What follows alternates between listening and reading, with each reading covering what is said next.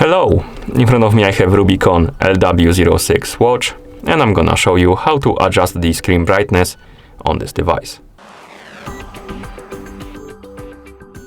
First, we need to wake up the screen on our watch. You can do it by pressing the side button.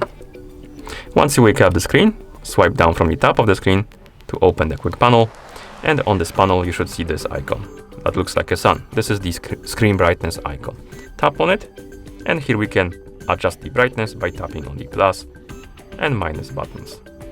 And once you're done, you can press the side button or swipe right on the screen to go back. And then you can press it again to go back to watch face. And that's how you adjust the screen brightness on this device. Thank you for watching.